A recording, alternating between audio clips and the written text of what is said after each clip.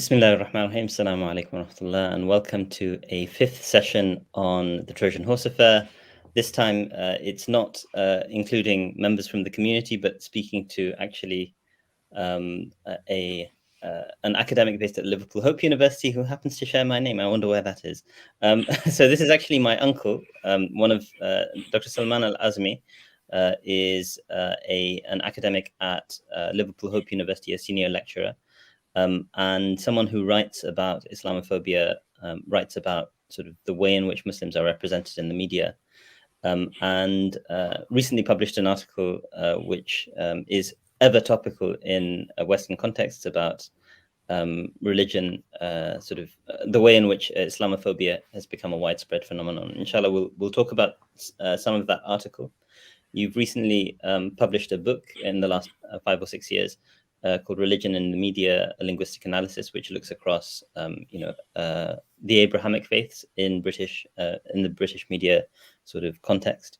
And most recently, I think in the last 2-3 days, you've published a blog on the Trojan Horse Affair on the university's website, so Liverpool Hope University. So it gives me great pleasure to sort of welcome you here. Unusually, given this is my own uncle, I will always refer to him as Dr. Salman rather than on a first name basis. And I also, want to sort of give you the opportunity to look at not just your academic output, but also your reflections on the Trojan Horse Affair. So, this is something which we're very self-consciously trying to keep alive as part of the conversation. We're both academics, and I still hope to invite sort of community members to this particular channel to have conversations about this. And inshallah, I mean, we can perhaps talk about this later on in the podcast, hoping to think about some kind of academic conference that could potentially also bring in some community members. So with that, I'd like to welcome you again, Dr. Salman Al-Azami, and I'd like to also invite you to perhaps give us an overview of the work that you've been doing, the books, the journal articles, and indeed the sort of more accessible writings that you've been sort of writing in connection to both Islamophobia and how they relate to the Trojan Horse Affair. Okay, thank you, Usama. Assalamu alaikum, everyone. Thank you for inviting me. Yes, I've seen all your Trojan Horse Affair videos and all the discussions, and I really enjoyed watching them. And I'll come to the Trojan Horse Affair in a minute. To just give you a context of my research and my interest in this area, I've been working on religion in the media for the last few years. Since I think 2013-14, I started when I got this book contract with Palgrave on my last book, which is Religion in the Media, a Linguistic Analysis, where I wanted to look at how the three Abrahamic faiths, Islam, Judaism, and Christianity, are represented in the British media, in the news, in newspapers, in television documentaries, and also fictional dramas. And so I used a linguistic theory called critical discourse analysis, where we go beyond the language and go look at the language and power element, look at the language and contextual elements. So what particular language is used and what effect it can have, who is using the language, who is the audience. So I analyze them, and then I use the same articles and documentaries and TV dramas for some focus group studies. So I went to Christian, Muslim, Jewish, as well as non-religious participants. And there is an interesting link with the Trojan Horse Affair during my book. I will come to that later on. Because there is an involvement of the British Humanist Association, and I had a focus group with them as well. So, but when I talk about Trojan Horse, I'll come back to that. So right. This book was published in 2016, and where I also looked at actually the comments on online articles on these, and how the headlines affect people's perception and how they make comments on them. So and when I did those focus groups, I wanted to see how people who react, not only how their own religions are represented, but how other religions are represented as well. And of course, the non-religious groups reflected on all the religions. So since then, I wanted to take this further, and I wanted to actually focus. While doing this work, I found out the level of representation of Islam so prominently, and the Islamophobia coming out in a lot of these articles. I'll not say that all articles are Islamophobic. Just because they are negative doesn't mean that they're Islamophobic. And I recently, wrote another journal article. This one was Language of Islamophobia in Right-Wing British Newspapers, was published in a prestigious journal called Journal of Media and Religion from the States. And here I looked at articles published in right-wing newspapers. So I looked at articles in the Telegraph, in the Daily Mail, and the Sun. So I looked at articles, that is news reporting articles. I also looked at opinion pieces.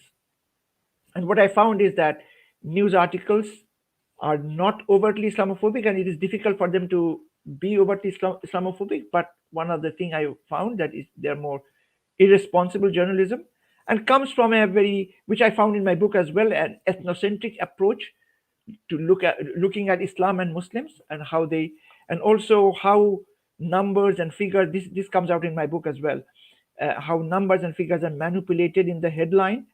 For example, an article in the Telegraph on the basis of a survey talks about how Muslims are becoming a nation within themselves.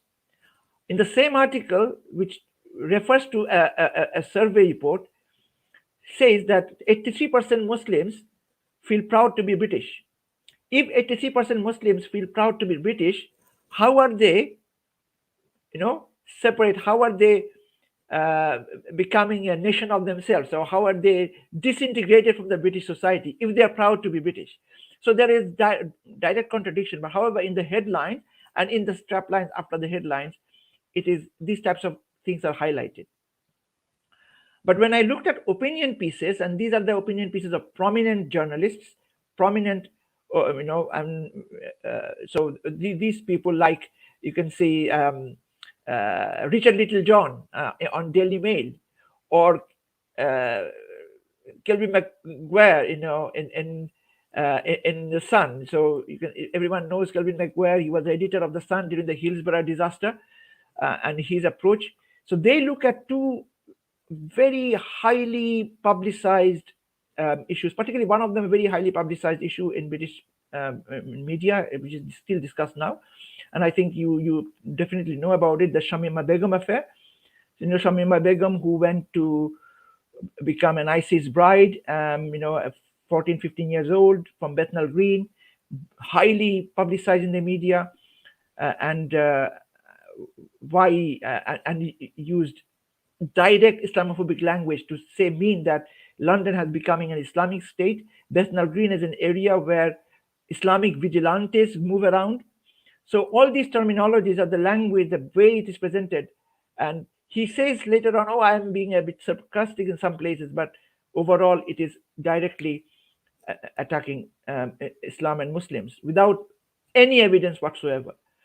On the other hand, the Kelvin McGuire article is about when this Nice attack took place, Nice terrorist attacks took place. Channel 4 happened to have the news reader, who was Fatima Manji, who is a Muslim who wears a headscarf. That was planned a long time ago, and she presented, and that was his problem. How dare a Muslim, a girl with a hijab, reports about the terrorist attack, as if it's direct association, as if she is directly implicated. So I looked at his language, which is directly Islamophobic. So I came to the conclusion that opinion pieces, and these are the opinion columnists who are prominent. They're not only Richard Littlejohn is brought up in BBC Question Time. These are the people who are given mainstream coverage, who are direct Islamophobes, and were unashamedly. Richard Littlejohn also wrote an article before the 2019 election, said that can there be a day when there can be no Muslim allowed to vote, and we vote on that day so that that Conservative Party can win. Before the 2018 general election, he wrote an article. So Right. this type of person is given high coverage in our media.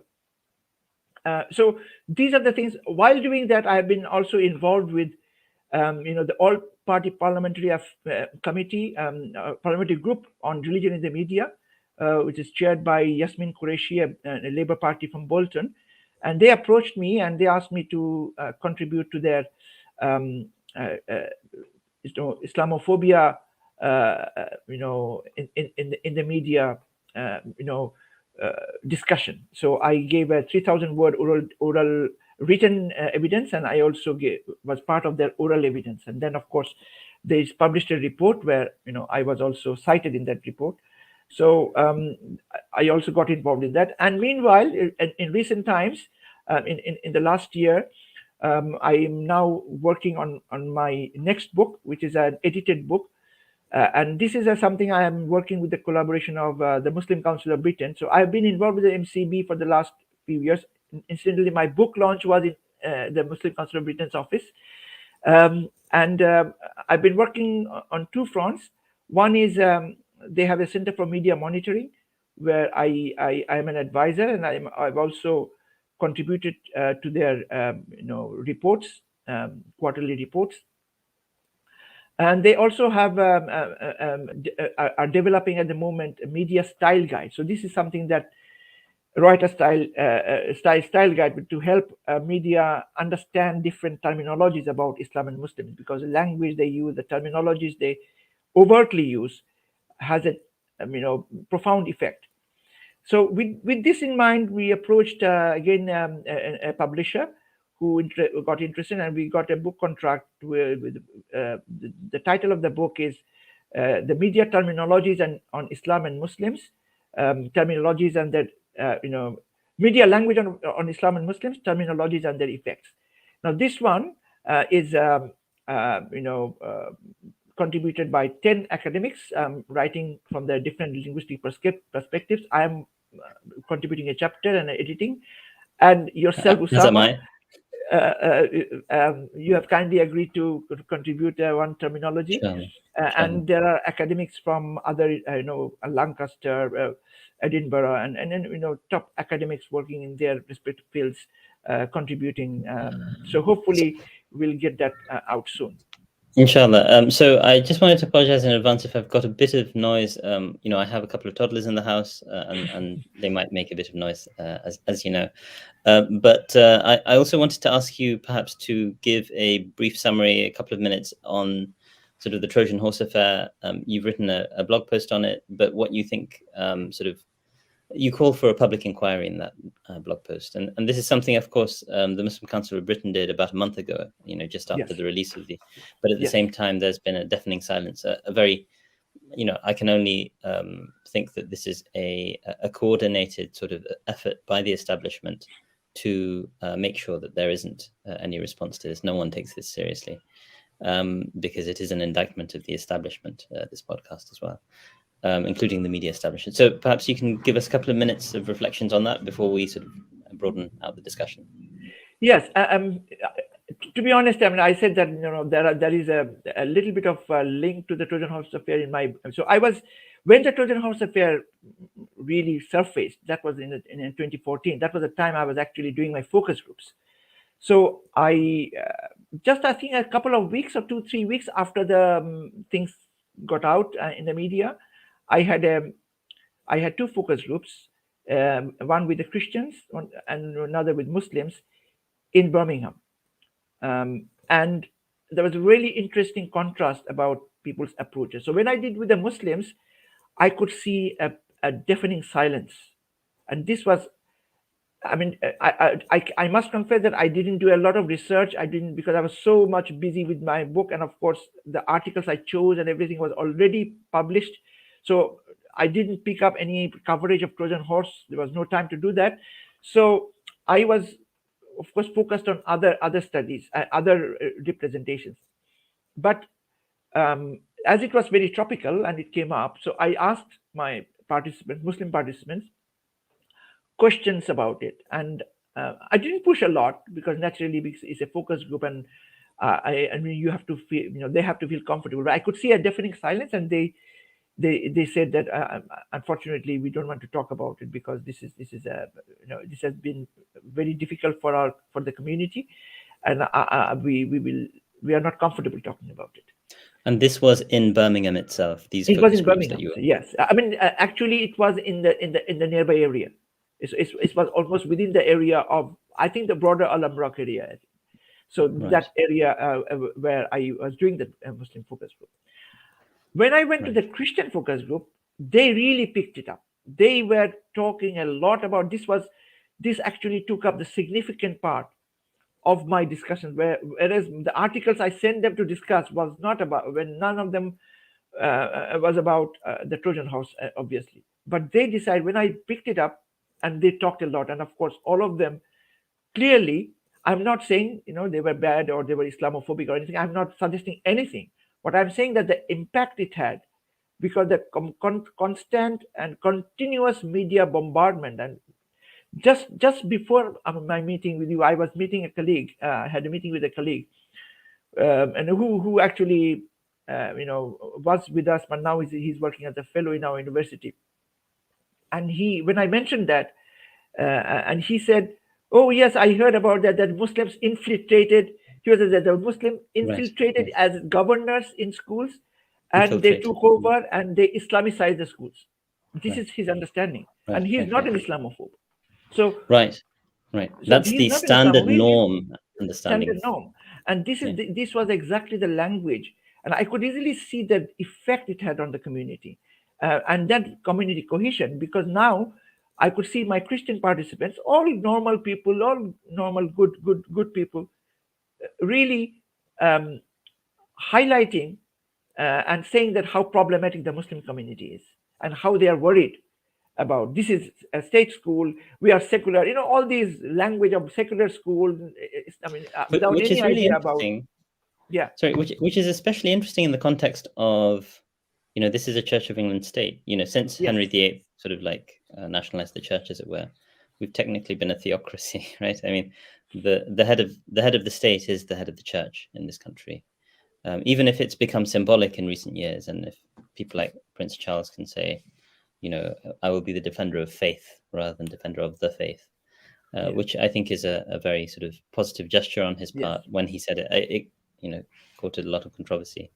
But yes, I mean, in that context where there's a statutory requirement for there to be prayer in schools, we're suddenly sort of talking about. This is quite interesting because when I asked my students, I was, because interestingly, actually, I have introduced, we have introduced religion in the media in our curriculum as well. And actually, today I had an honors seminar just before I'm meeting you today on that. So, and I asked my students, do you know that it is statutory requirement of communal worship in schools? And no, because most schools don't practice that. Yeah, most schools. But it doesn't mean that it doesn't exist. And calling our schools as secular. And what is secular? Secularism is not anti-religion. Secularism is equality of religions. Basic tenet of secularism is that state does not interfere in the. So religion does not interfere in the running of the state. I mean, this separation of church and state.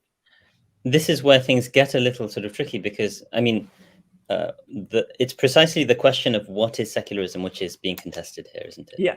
It's precisely because some people, and they currently have the upper hand, and they sort of define the the narrative of what constitutes Islamophobia, and such that, I assume a colleague who, as you said, was not Islamophobic, and is in other regards would be a perfectly reasonable person, can think that the Trojan Horse Affair is about, Muslims infiltrated schools and they were trying to Islamize them in some illegitimate way. Absolutely. I mean, I liked how Brian Reed, right at the beginning of the podcast, basically says, this isn't a term I particularly like. What does it mean to Islamize? Islamize relative to what? Some assumed anti-Islamic baseline or un-Islamic baseline. Is that the assumption that our baseline in this society is actually somehow anti-Islamic or un-Islamic?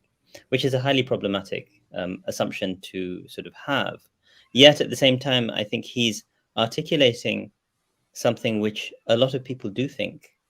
They won't think of themselves as Islamophobes or anti-Muslim, but they will say actually, and you know, people like Polly Toynbee have said this in the past. She has you know, an article from back in the day where she said, you know, why Islamophobia is nonsense and religious hatred must not be outlawed.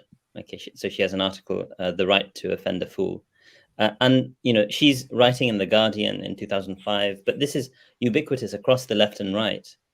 The assumption is that you know, this kind of marginalization of this minority community is somehow about freedom of speech. It's about the values that make Britain a liberal society. And so there's this kind of narrative that liberalism you know, there is an requires... interesting, you know, before the MCB established this Center for Media Monitoring, you know, Migdad Versi had been actually relentlessly actually working himself alone on the media, the issues of media misrepresentation on Islam and Muslims.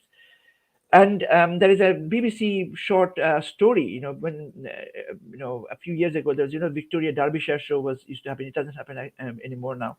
Right. And there was a report on Migdad Versi, which I actually showed to my students. And after that, in that really you know, piece, there was a representative from the Spiked magazine who wanted to say that this is equal to some blasphemy law. So that means that you are not allowing religion to be ostracized, or religion to be contested, or religion to be criticized.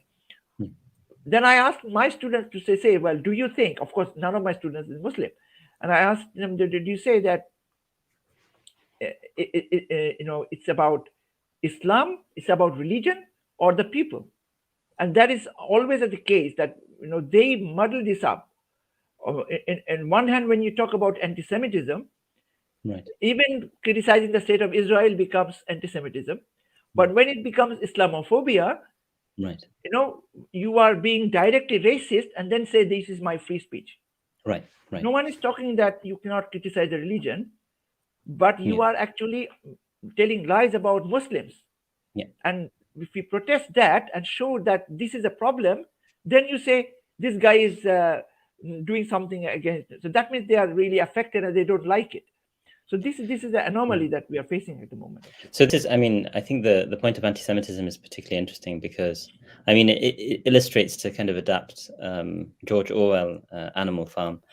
All racisms are equal, but some racisms are more equal than others, right? Absolutely, and all animals are equal. And so, I mean, the challenge with Islamophobia relative to anti-Semitism is that anti-Semitism has been co-opted by the establishment to oftentimes use as an excuse even to engage in Islamophobic discourse, for example.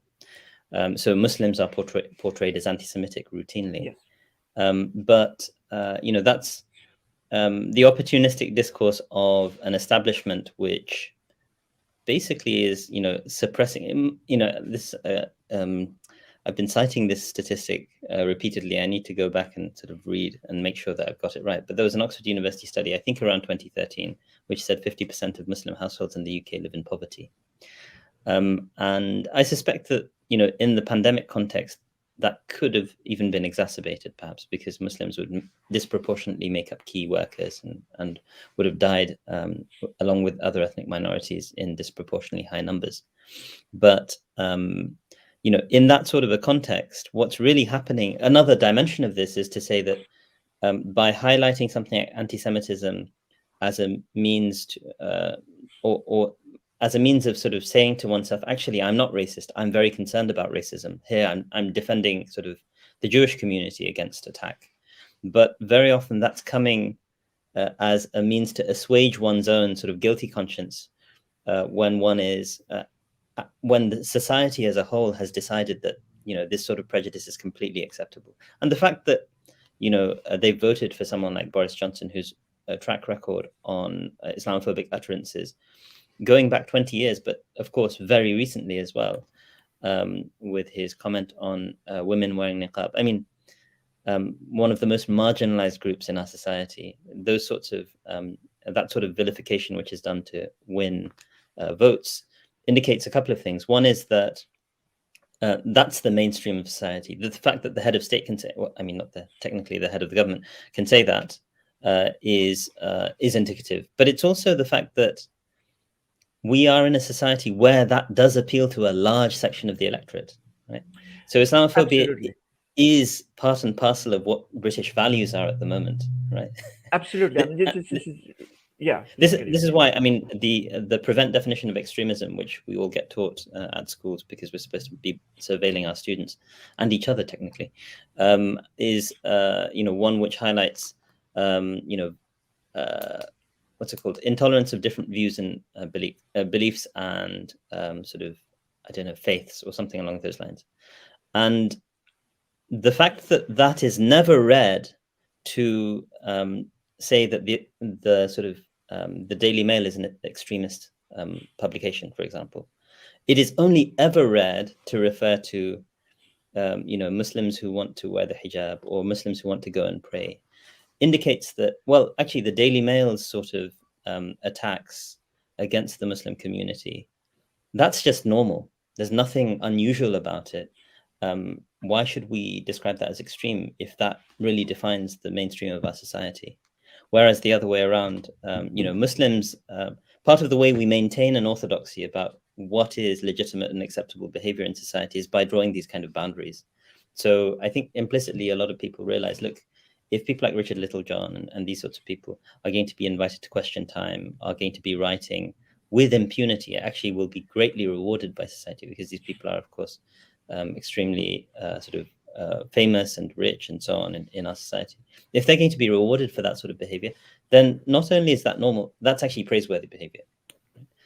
Whereas for Muslims who are trying to criticize the way in which the government has botched its response to the Trojan Horse Affair, as has been indicated by the New York Times and a publication from another country, that sort of behavior, of course, just shows that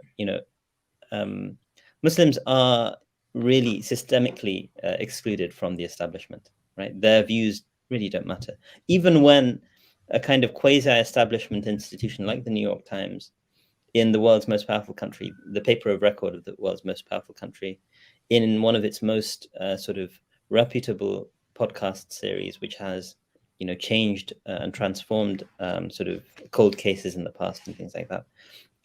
When they try and do something about it, what's the response in British establishment? Absolute silence. I kind of went off on one, but I hope that was somewhat. I just want to bring up. Yes, I mean, I'll start with your last point about the silence. I mentioned that in my article, in a blog post.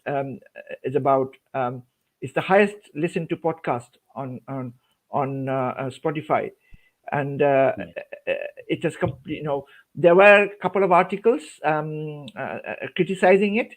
There was one article which wanted to say that it doesn't prove anything, that it fell flat. The reason that wanted to say, and I mentioned that in my article, that yes, their main focus was to find out who wrote that letter.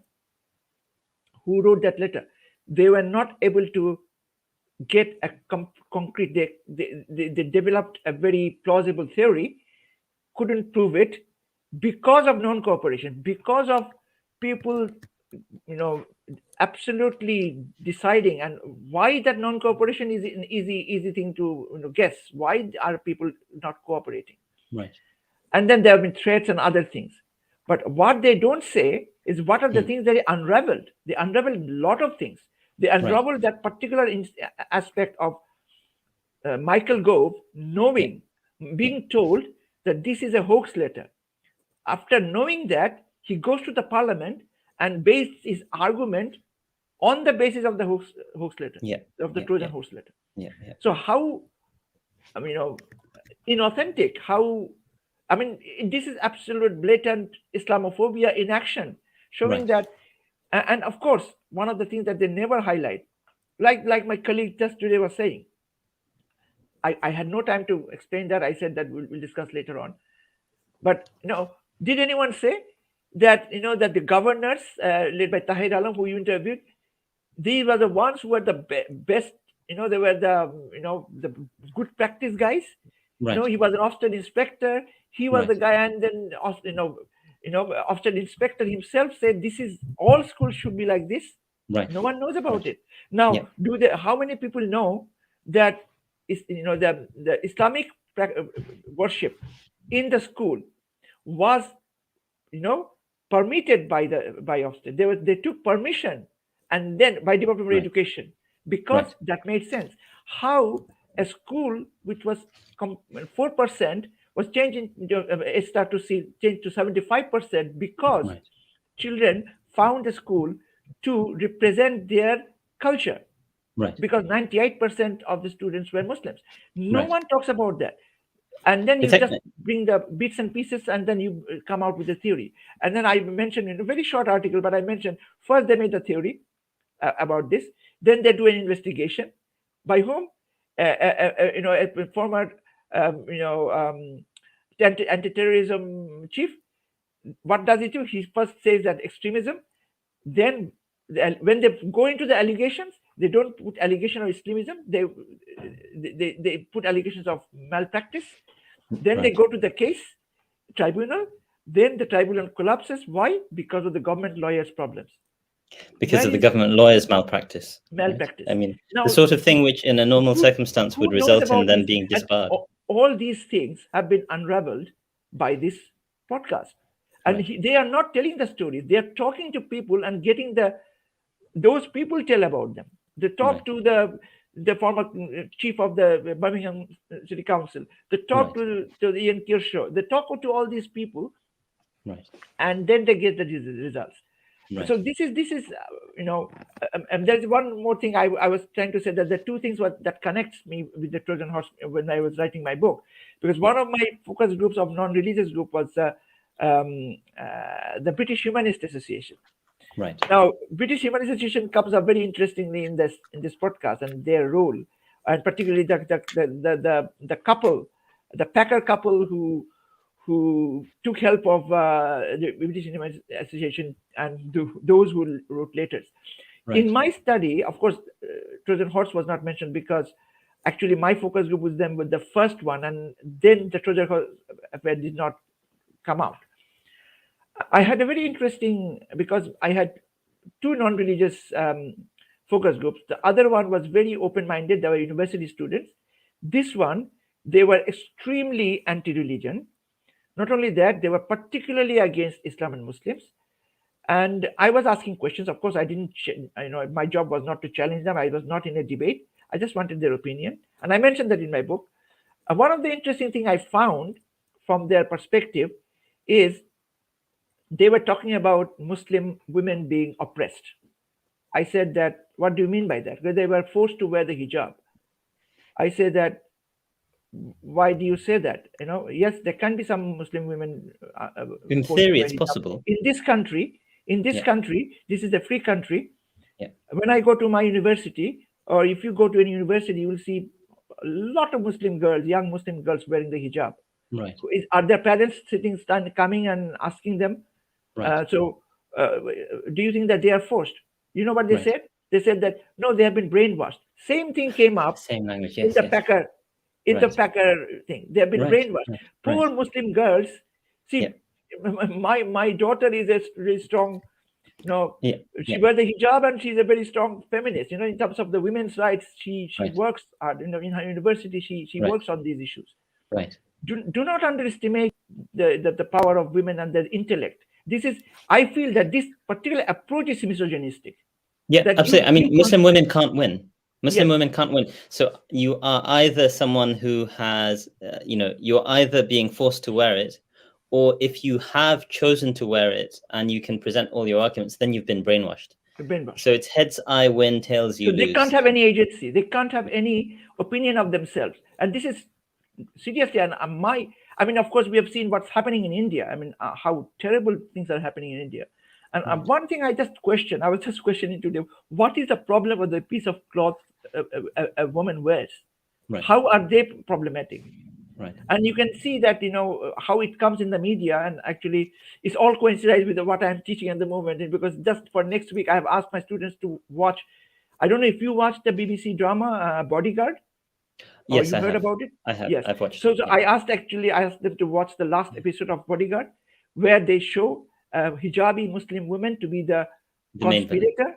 And now it is. We should give a spoiler alert, but it's fine. Okay. It's a spoiler, It's because it's been here for a long time. Yeah. And I'm not here to promote Bodyguard. Certainly not. I mean, actually, yes. We should probably spoil Bodyguard for people, because it's basically it's a good example of Islamophobic sort of media. Exactly. And now what they're trying to do is that from a poor Muslim girl who have been oppressed to the brainwashed to perpetrators of crime. Right. You can see the trajectory and how they are trying to say that everyone is bad. I guess it's a kind of female empowerment, so to speak. So this is, the thing is, it's deeply perverse, of course. And I'd like to also, I'd like to bring up something that before I forget, when you were talking about, the election and anti-Semitism and Islamophobia, I find a very interesting dichotomy and in the media approach towards the two leaders in the election. Now, Jeremy Corbyn had his flaws, of course, he had his flaws, and I'm not here to promote or say anything about it. But one thing I can say, and anyone who challenges that has to actually go back to history and actually try to understand politics, is that if there is among the 650 MPs in the British Parliament, if there is one anti-racist guy who has never, ever been racist, is Jeremy Corbyn. This guy, this politician, has been tarnished as anti-Semite. Right. He failed to address anti-Semitism in the Labour Party appropriately. I don't deny that. When he is asked question about it, he failed to answer properly. I don't deny that. But to call him anti-Semitic is a serious, I think it's an offense on the term anti-Semitic, because he has always fought for the oppressed. So where was Margaret Thatcher? Where was David Cameron when the South African apartheid regime were in force? When the Tory government were completely supporting them. Right. And Jeremy Corbyn standing up, protesting. Now, contrast that with Boris Johnson. So a person who is not an anti-Semite, called an anti-Semite, a person who is actually Islamophobe and racist is rewarded, and he's the best person for this country. Right. And this is, and it has connected with the electorate, unfortunately. That's what happened. Yes, so it's a combination of factors, and this is, we live in a democracy, so in a sense, the blame can be spread quite widely. But at the same time, we live in a, Salman Sayyid at Leeds University refers to Western plutocracies. He never says Western democracies in his writings. And I think there's something very sort of insightful in that, in the fact that, at the end of the day, when you have either a corporatized media, heavily corporatized media, the overwhelming sort of media infrastructure in capitalist states is right-leaning, because that's where there is greater funding, and the corporate sector will pour huge amounts of money into the media because it's just the mechanism through which they control the narrative and legitimate, for example. I think there will be future sort of like civilizations that, if they have the opportunity to study this one, will look at the way in which it's structurally designed to privilege the super rich, including in sort of this has been studied by people like Chomsky and Mel, I forget, Herman, in Manufacturing Consent. Yes.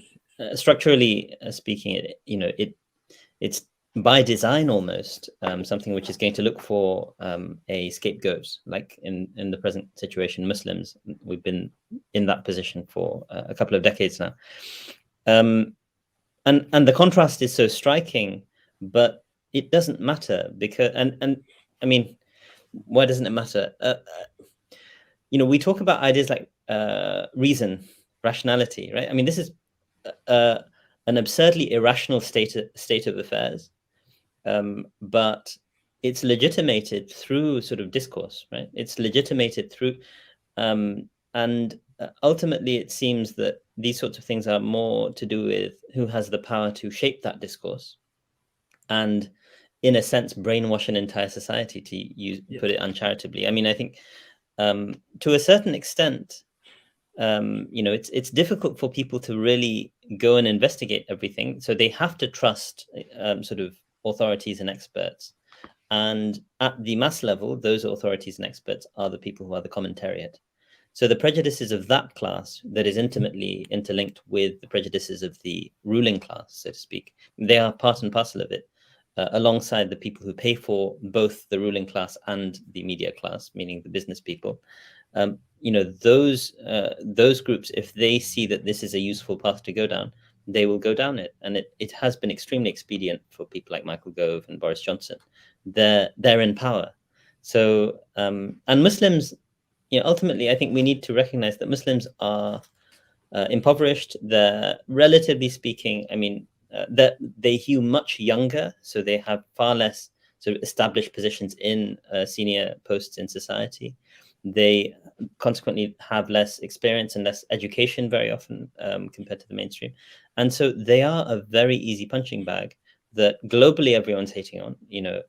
I mean, we could also talk about the creation of a narrative of the war on terror. And this is something which perhaps we can discuss. I mean, this was one aspect of your paper on Islamophobia, which I felt was, like my own writings from, around the Trojan Horse Affair time, not critical enough about the fact that structurally, the war on terror is a story that has been told, which has no reality. I mean, what a statistic I like quoting, I quoted it the day before yesterday, is how many people died because of terrorism in the United States between 2001 and 2014?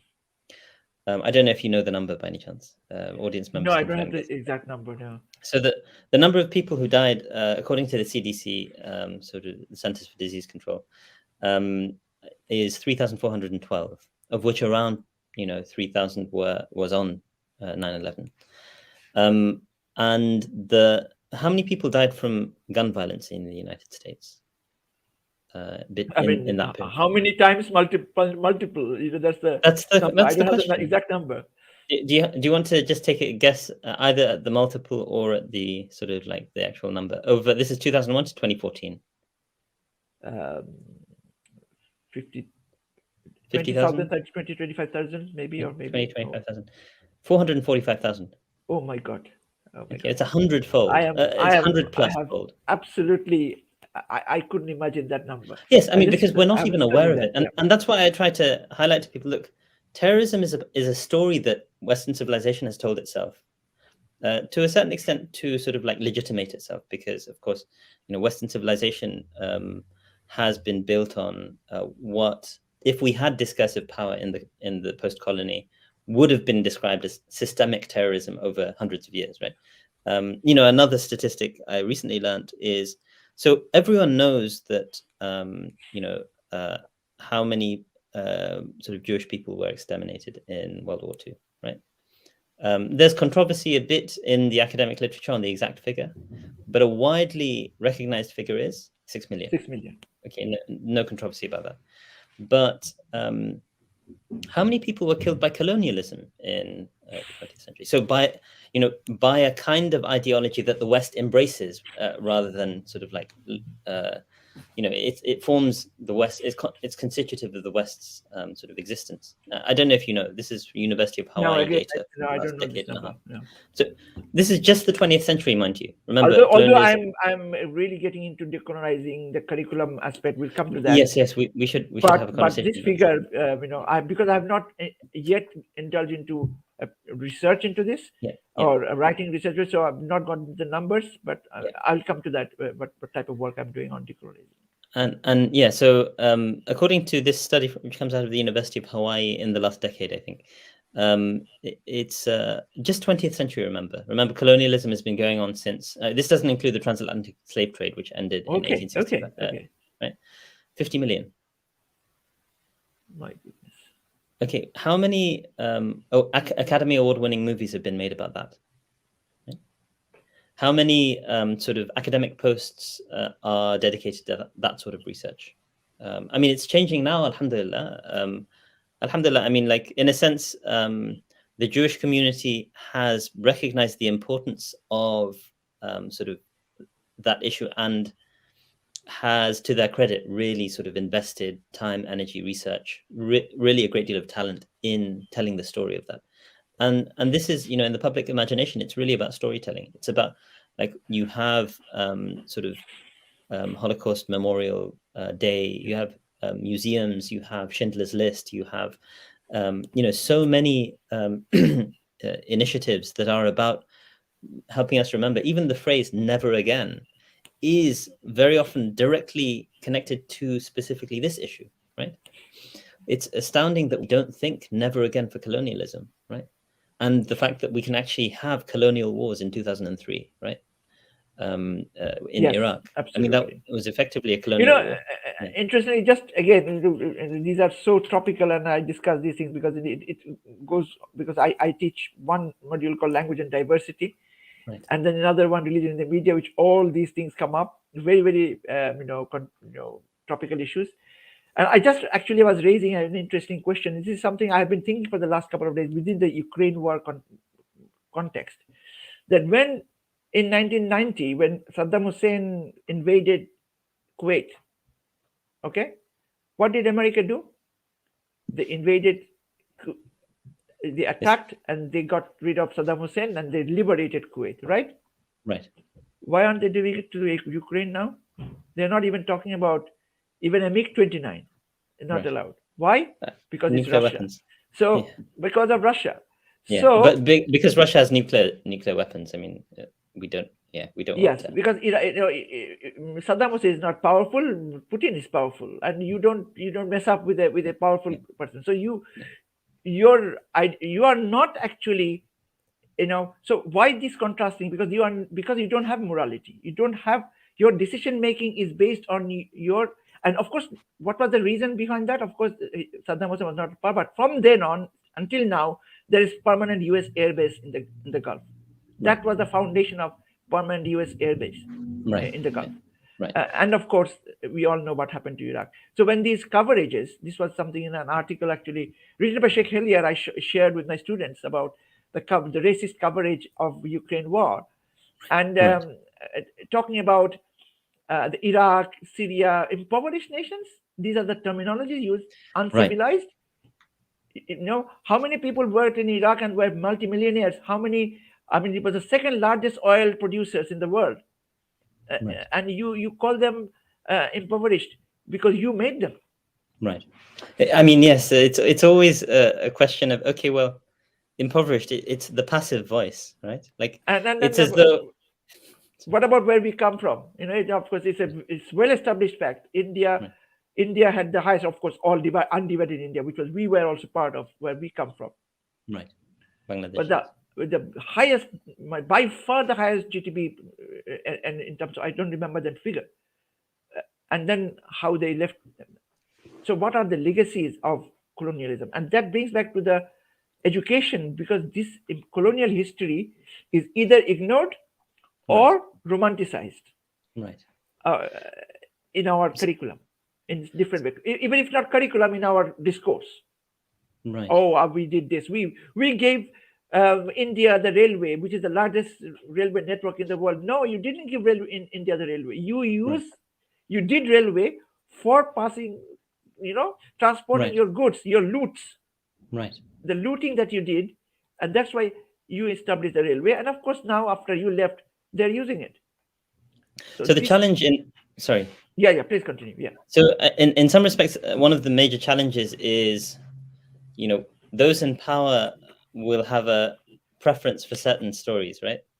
Not stories which basically paint them in a bad light, especially when they're committed to those sorts of ideologies. And this is where someone like Shashi Tharoor, who wrote that sort of book, Inglorious Empire, brings out a lot of this data, or, other scholars like, a fantastic scholar at the LSE, Jason Hickel, wrote a piece on Al Jazeera, an opinion piece, where he's citing an Indian historian, I forget her name, who suggested something like 43 trillion pounds worth of wealth was misappropriated from India by the British sort of colonial empire, which is roughly, I think, was equivalent to 17 times the British sort of like British economy, right? So over 17 years, if Britain gave everything that it made back to India, then they would, pay that back. And those sorts of things, of course. One of the things that Jason Hickel does in his book, The Divide, it's a short book, but and I hope maybe to reach out to him to have him interviewed on this channel, is help us recognize actually it's not so much that the sort of the colonized countries couldn't develop as fast as the developed world. It's that the wealth was stolen from there to develop the developed world, right? That's the direction of travel. They took, and it continues. He actually has another paper where he argues that continues, such that after sort of the independence period, there has been continued and perhaps more misappropriation of wealth from the developed world. From the developing world to the developed world than during the colonial period. And there's very good, evidence and modeling for this. I wanted to just highlight one other point you mentioned about the Ukraine war, which is the way in which racism is embedded in the narratives that are stated. And it just made me think of Jeremy Corbyn again. So Jeremy Corbyn, this person who's been sort of portrayed as this anti-Semite. And, you gave the qualifications you mentioned earlier that there were some issues in the way that it was handled, but also it came out later on that a lot of that was inflicted by the sort of the right wing of the Labour Party. And so, even there were extenuating circumstances, which is not to say, these are the problem with racism is it's a perception issue. And if the Jewish community doesn't feel safe, that's a problem. The additional problem is that, some, all senses of feeling safe are equal, but some senses of feeling safe are more equal than others. The Muslim community doesn't feel safe as a baseline condition of their political consciousness in this country over the last 20 years. But that has no value. That has no value whatsoever. I mean, and that's, as I said, it's built into all of these other sort of like. I mean, I don't know if you listen to the last year's BBC podcast on the Trojan Horse Affair. I didn't actually. I need to. And there is a very interesting place because it really brings out when we talk about all the anti-Semitism. Right. What about Islamophobia? And now Boris Johnson, before becoming the Tory leader, he said that he will go into an investigation of Islamophobia in the Tory party because the MCB has been highlighting a lot. Migdad has done tremendous work on this. And then he said that he will do that. After he gets elected, now what he does, he goes into an investigation into all type of racism. Not Islamophobia. And then what the result they come out, and there's no big issue. Now, no big issue. Britain is a beacon for other countries. Beacon. Oh my God! I mean, one of the major problems, which underpins this approach by the Tory party, is that they do not agree with the definition of Islamophobia, which recently, of course, the Islamophobia.com, which I was also assigned, signatory of it, and which has been accepted by, that came up from the All-Party Parliamentary Group on Islam, Muslims in the media, accepted by Labour Party,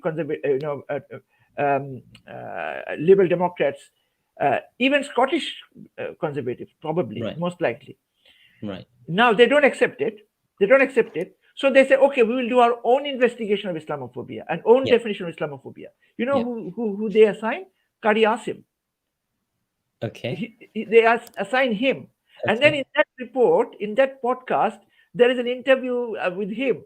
And he says that I have been assigned. After that, no contact whatsoever. I keep emailing them. They don't even reply to my emails. Right. So that definition, they said, okay, we'll come with our definition. Last few years, they have not even engaged with the person they assigned to, come up with a definition. So you can easily see where the problem lies. In one case, I don't want to compare this, to be honest, anti-Semitism and Islamophobia. Both are vile. And then anti-Semitism is vile, it is real. Absolutely, I don't want to contest. No but one's I'm trying to say that one type of racism is unacceptable. Another type of racism is institutionalized. Right. And you don't even want to agree to a definition of that racism. And you don't want to call it a racism. So when you say that, oh, Islam is not a race, Islam is not a race. So Judaism, or of course, that's a race. Or in Muslim, we are talking about Muslimness or perceived Muslimness. Right. So what is that? They are actually trying to change the whole definition of racism. Racism is not about skin color. Right. Racism is not entirely dependent on skin color. Right. So that's the perception that they are trying to do. And when you and I, or us Muslims, and that was the problem with again going back to the Trojan Horse Affair.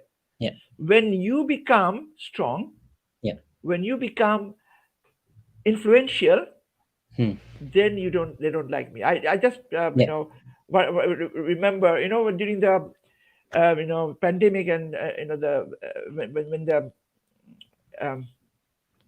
George Floyd affair became very prominent. Black Lives Matter. Black Lives Matter.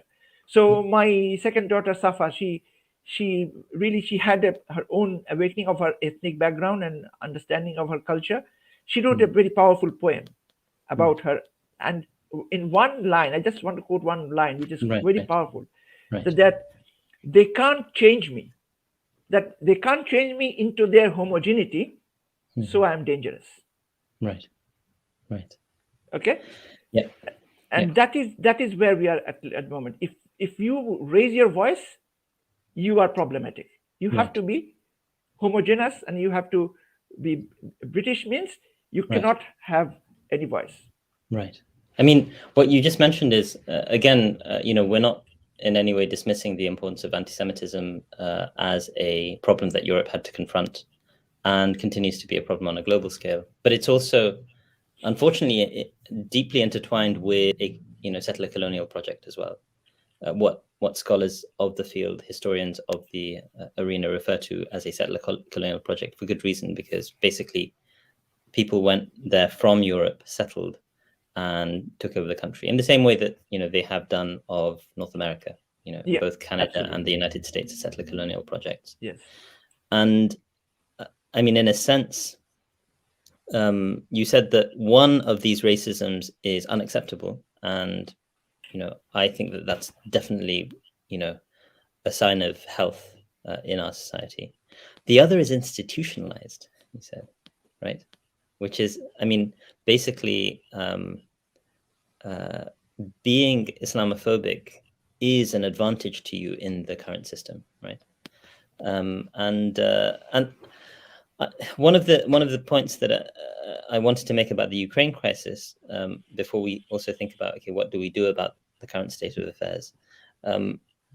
You've been following the way in which reporters have been talking about this. And sometimes, some of the reporters, people are clipping sort of certain statements, and those reporters are saying, well, the reason Poland is admitting these refugees, to be quite frank, is, they're Christian, they're European, and they're white, right?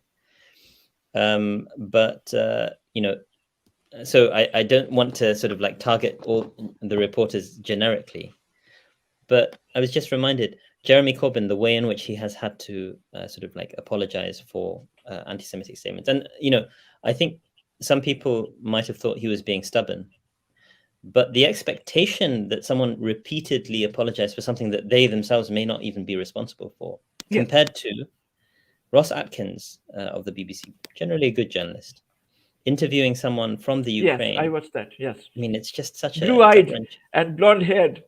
Yes, the chap saying, these aren't sort of like, it's not like, I can't remember if he says specifically Afghanistan or Syria.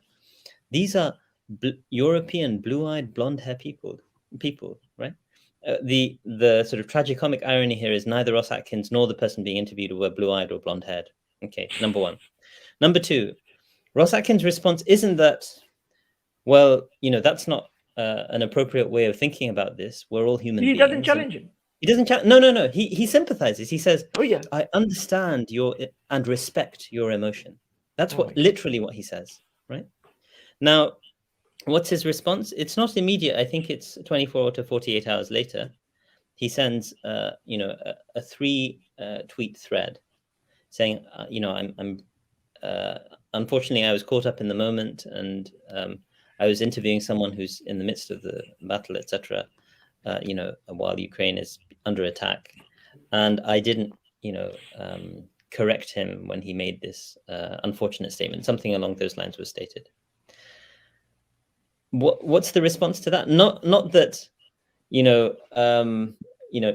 if it was Jeremy Corbyn, he would be hung, drawn, and quartered on the on the news. It would be headlines. Number one, it would be headlines. It would run as it would be the first headline. It would be the first headline, possibly for days on end. Yeah. And the story would itself be self-perpetuating, because they would go and knock on his door and ask everyone and their mother to comment. They'd get opinions of all the previous prime ministers that ever sort of ran this country who are still alive. And he wouldn't hear the end of it until he openly apologized or indeed resigned, right? And there might be a rebellion within his own party, etc. Ross Atkins says that on Twitter. He kind of gives this 3-part apology. It's liked by thousands of people, number one, which is fine. I liked it as well, if I recall correctly. But it's praised, but the response of the media is, this is such a noble stance that you've taken. Oh. You've recognized your mistake. You've come forward. That is not permitted if you're not part of the establishment, right? This is the establishment protecting itself. Yeah.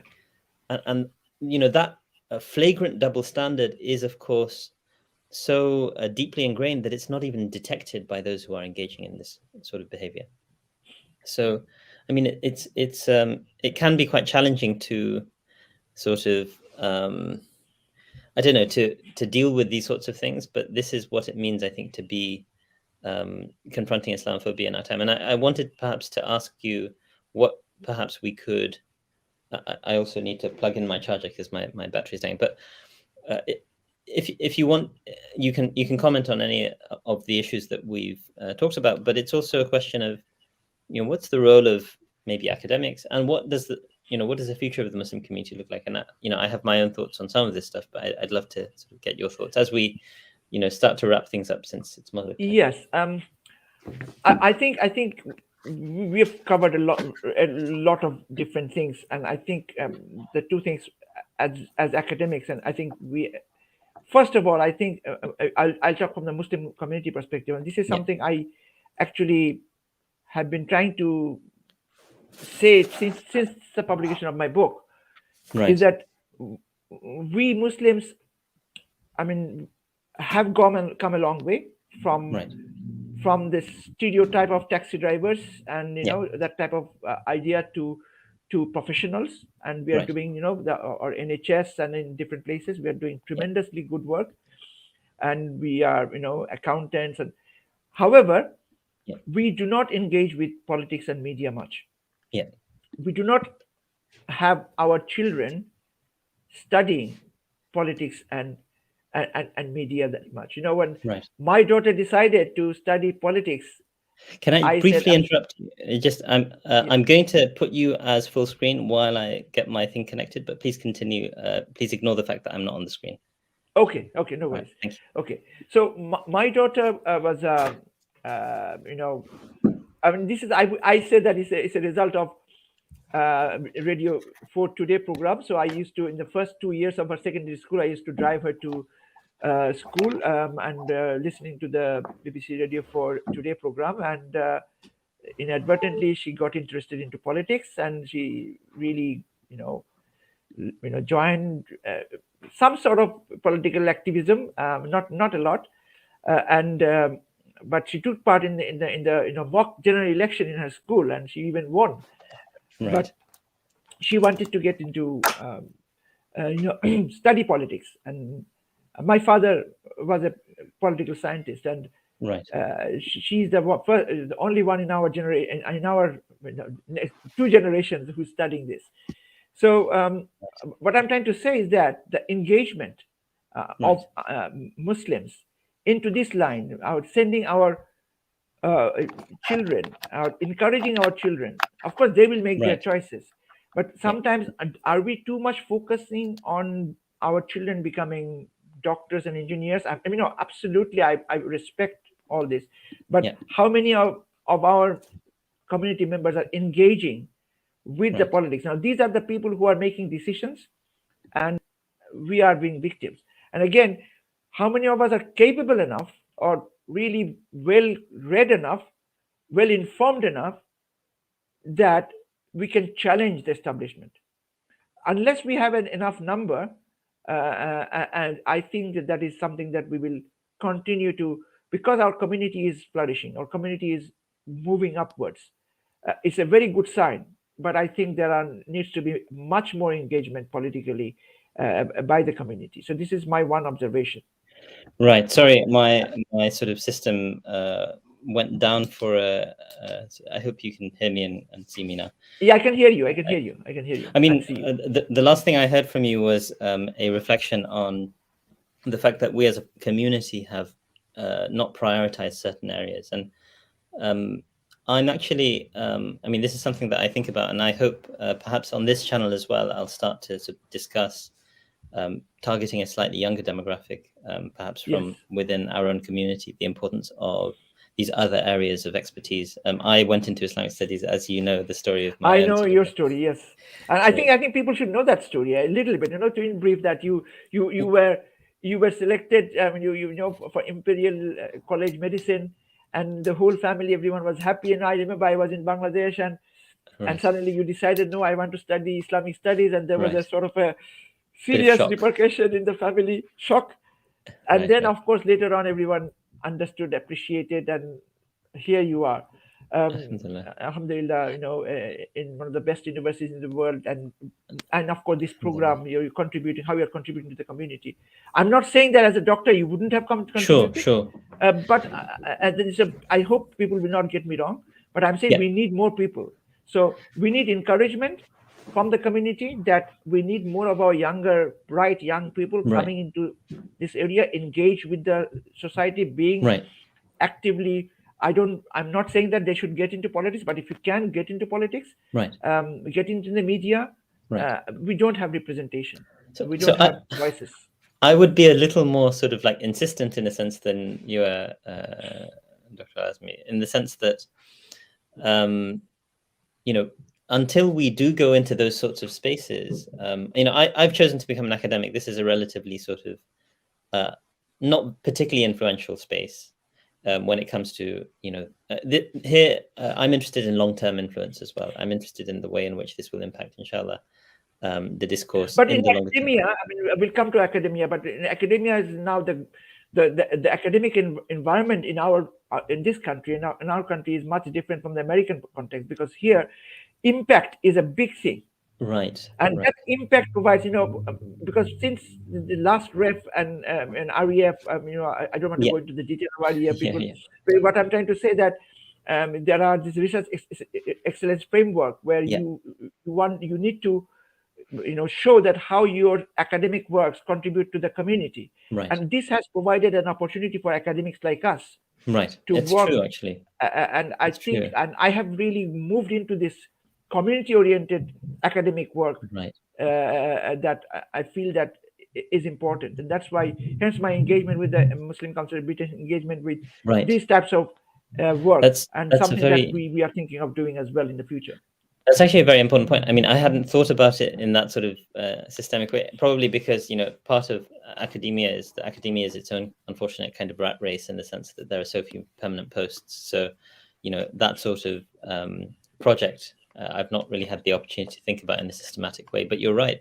Muslim academics, of whom there are many now in the system, should really, in a sense, think about how to harness the resources or the incentive structures of the academy right now, especially with respect to impact, to think about like decolonization, what you were mentioning earlier. Decolonizing the curriculum is such an important part of our discourse now, since sort of the BLM, sort of George Floyd. And if you give me an opportunity, I would like to say a little bit what I'm planning to do about that.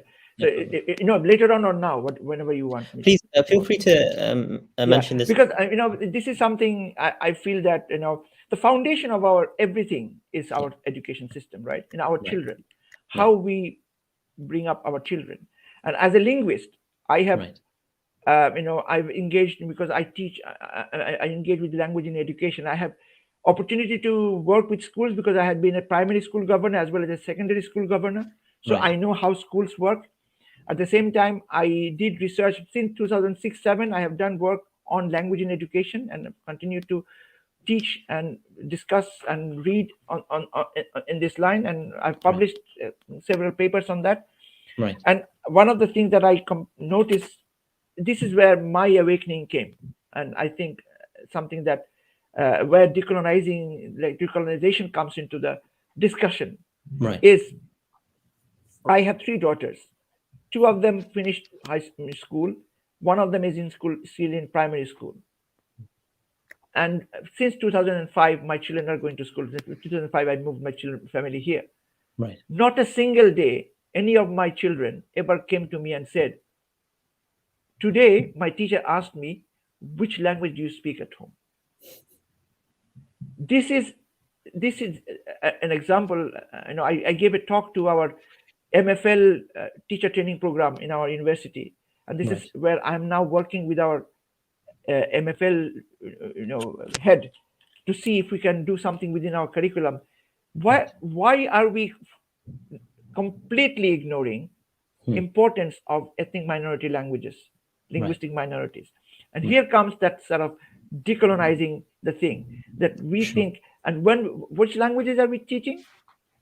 French, German, Spanish. We call them MFL. I challenge my our teacher training. They tell me I don't have problem with French and Spanish. They are modern languages. And they are developed from Latin. What about German? When did German become a modern language? Tell me. English is a Germanic language. The Anglo-Saxons are Germanic languages. English developed from Germanic. When did German become a modern language?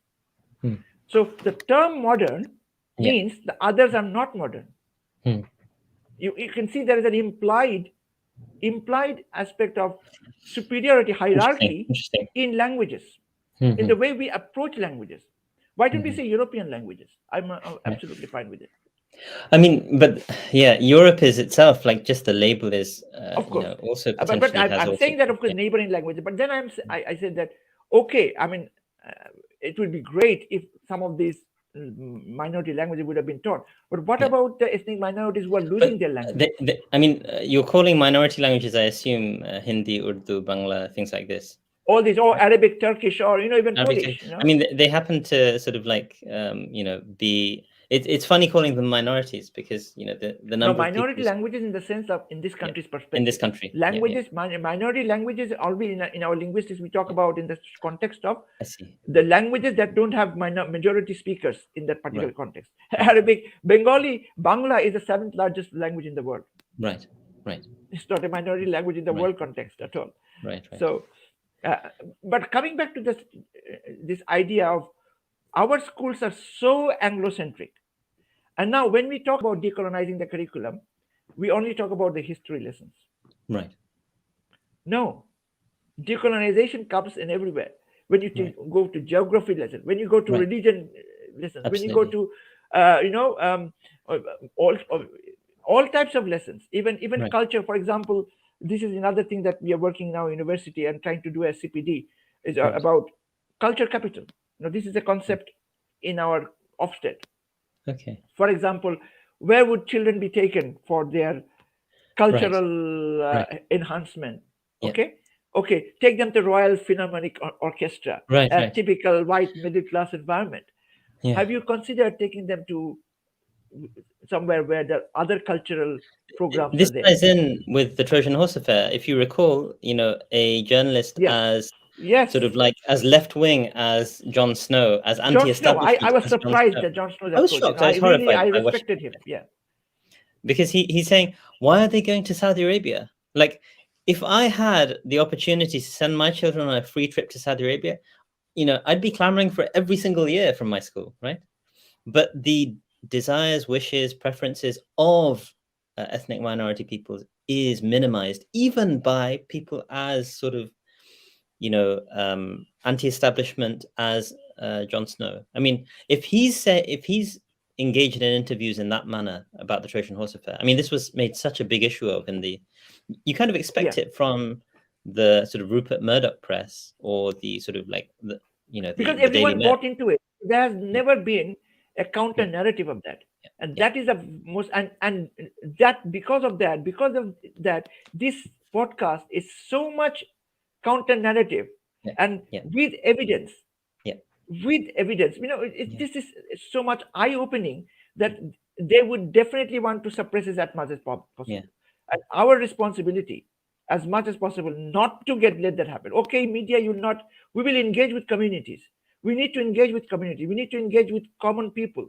And I wrote this piece. One of my colleagues immediately sent me an email, said this is very thought provoking. Right.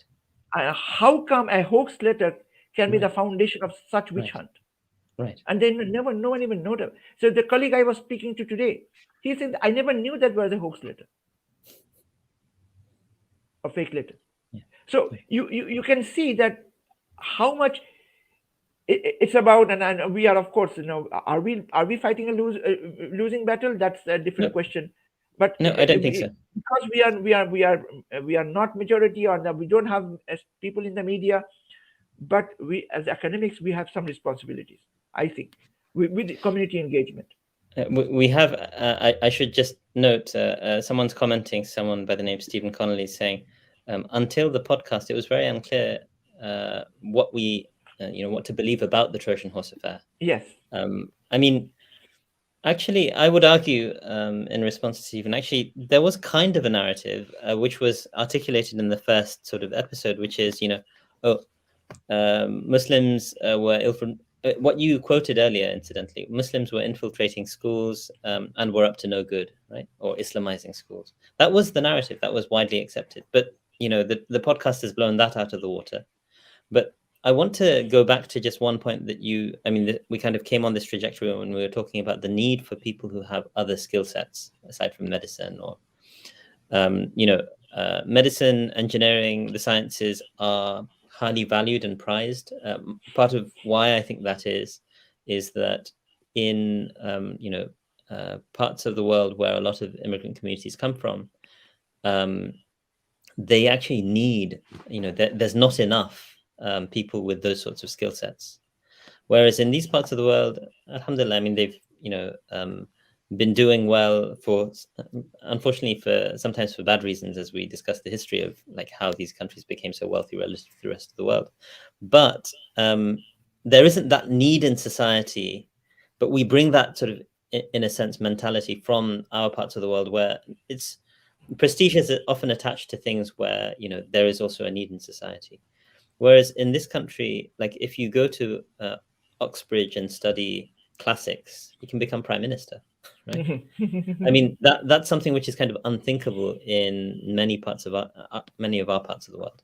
And so I think the key that I see from the Trojan Horse Affair podcast, two things that I see. One is the fact that just one story, even if it's from the most influential sort of podcast provider in the world, is not good enough, because you're against a barrage of information, the number of Hollywood films, the number of other podcasts, the number of novels, Islamophobic novels, the number of, the way in which Islamophobia is embedded into, Eurocentric identity, Western identity in a sense, means that, this will make a bit of a ripple, but there needs to be a constant sort of like stream of this kind of storytelling, which shifts the narrative, shifts the dial. And that's where, who's going to do that on behalf of Muslims, if not Muslims? This story happens because one half of the duo is Muslim, right?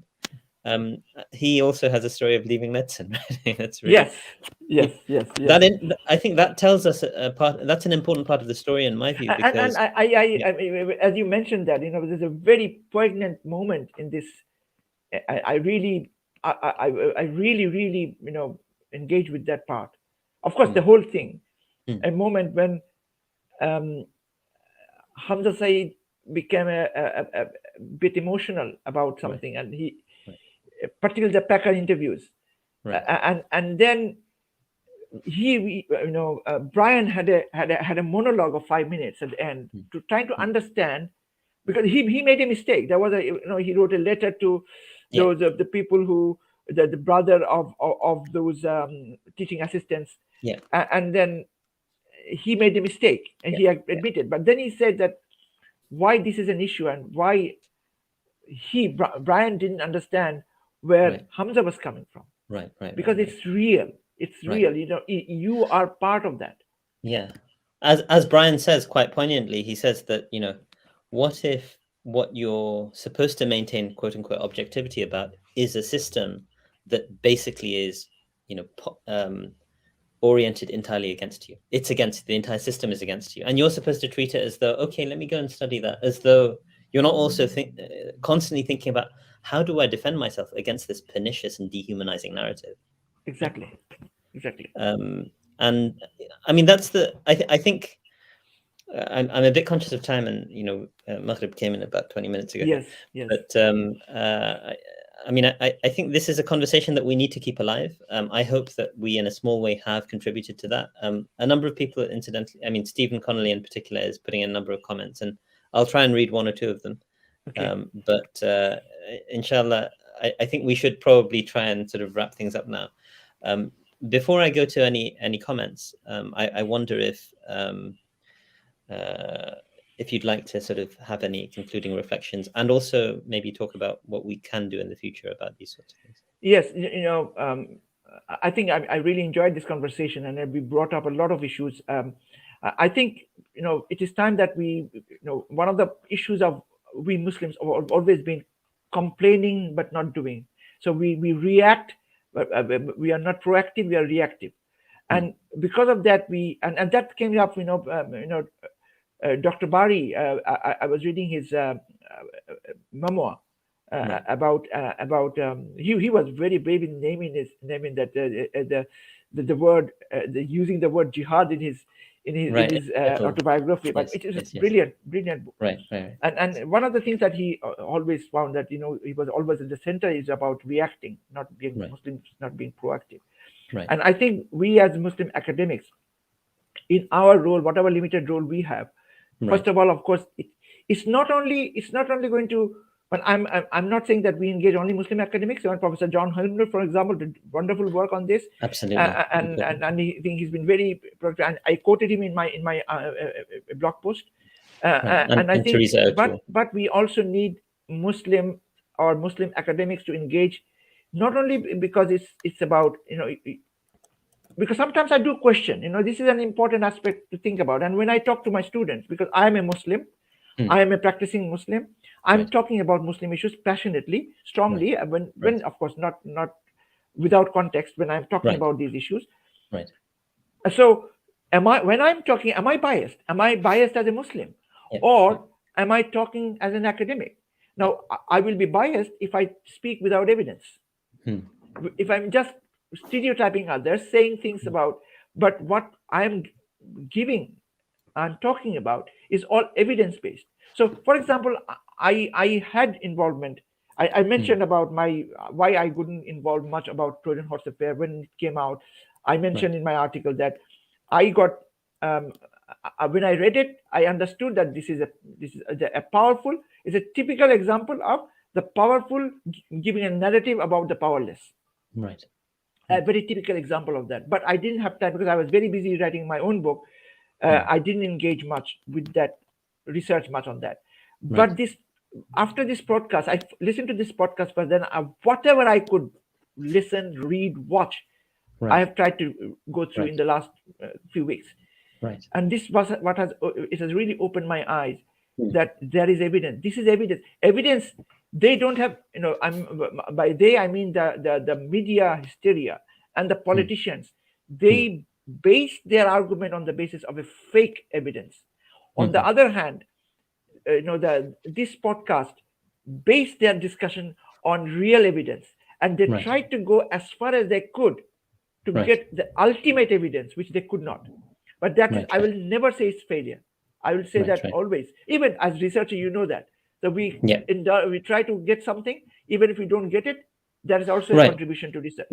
Absolutely. I mean, to identify this. So I think that we need to get this thing even more into the academia, get more academics involved, At the same time, engage with the community. So if we, for example, do a conference where community is also engaged, publish a book, and then do impact case studies on the basis of that book, and try to engage with the community, and also engage with the media. I mean, we need to, I think we need to try to get the media also involved in this. And I wrote in my book actually that it is not right for us to think that all media, negative representation of media based on Islamophobia or based on very cynical approach toward Islam and Muslims.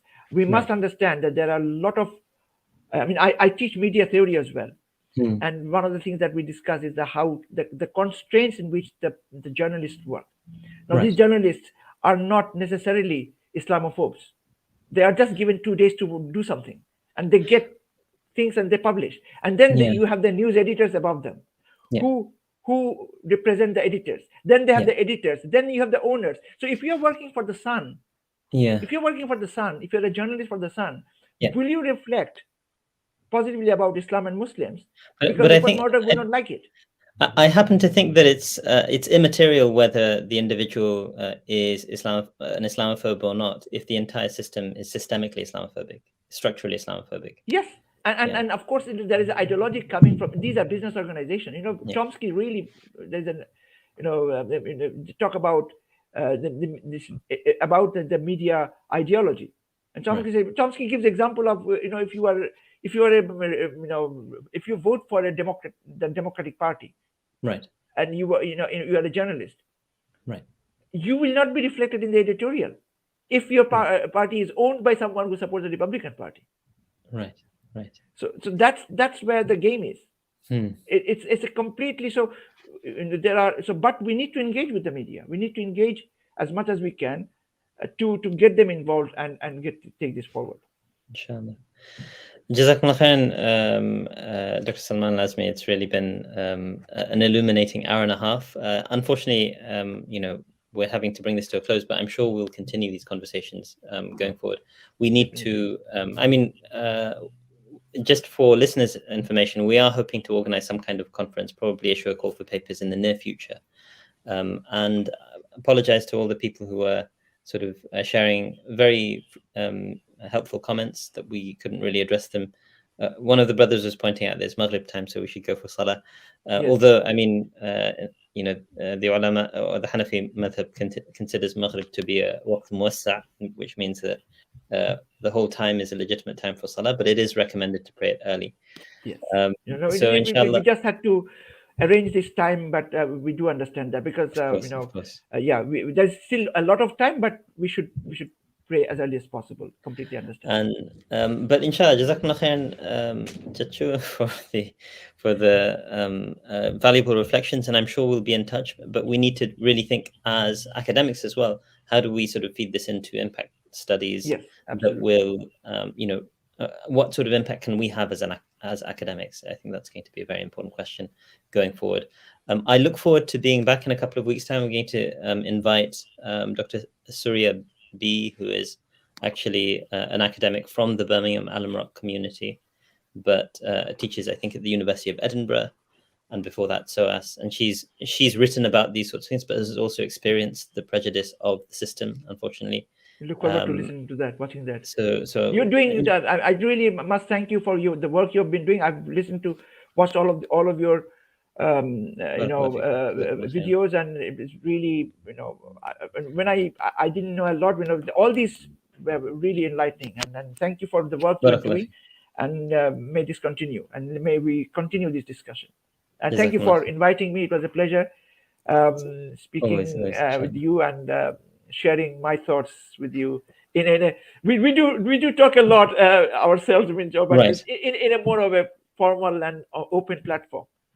Yes, and I mean, this is one of the things that I tell my academic colleagues as well. I mean, we obviously, because we're family, we have a lot of these kinds of discussions, but it's nice sometimes to record these discussions because there are insights to be had which could benefit other members of the community, so to broaden the conversation. And inshallah, Jazakumullah khairan again, for giving your time. Jazakallah khair to you. and we will, inshallah, have you back at some point in the not too distant future. Inshallah. Talking about these I'd love again. to come back. Inshallah. Please stick around. I'm going to speak to you. Please stay in the green room. But until to viewers who've joined, Jazakumullah khair for your attendance and your interest in these topics. I think it's important for us to try and keep this conversation going. So please yourselves think about, okay, what can I do to learn and be better informed about these sorts of things? But also even thinking about the sorts of questions that we were asking here, like what can I do to encourage the next generation of growing leaders to take up these sorts of issues, develop expertise in these sorts of areas. So may Allah grant us tawfiq bi'idhnillah. Ameen. And inshallah I'll see you before long bi'idhnillah. Assalamu alaikum wa rahmatullahi wa barakatuh.